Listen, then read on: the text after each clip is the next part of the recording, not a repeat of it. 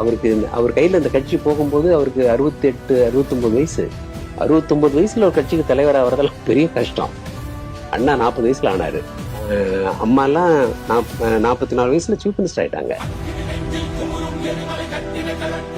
கட்டமைப்பு இல்லாம ஒரு தொண்டனா, ஒரு காலாட்படை வீரனாக இருக்கும் பொழுதே அரசியலினுடைய தலைமைக்கு வந்துட்டாரு. 1000 உழைப்பாளிக்கும் பார்த்திருக்கேன்.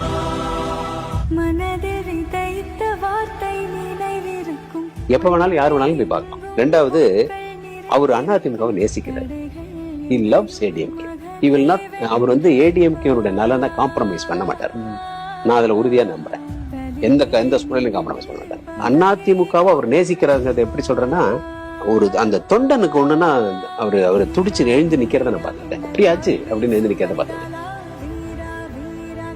ஒரு தடவை பேட்டி எடுக்கிறதுக்காக அவர் பார்க்கறதுக்கு போயிருந்தேன்.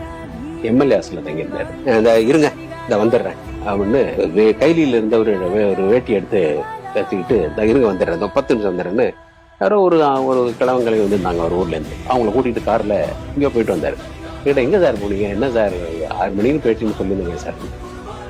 இல்லைங்க, நம்ம தொகுதி வைங்க, ஊர்ல 400 பவுன் நகை காணா போச்சான், இந்த டிஜிபி எப்போ என்னன்னு கேட்டு வந்துடுறேன் அப்படின்னு போனார். அவங்க தான் சோசியல் ஒர்க்கர், அவங்க தான் பொலிட்டீஷியன், அவங்க தான் அரசியல் நடத்த தகுதி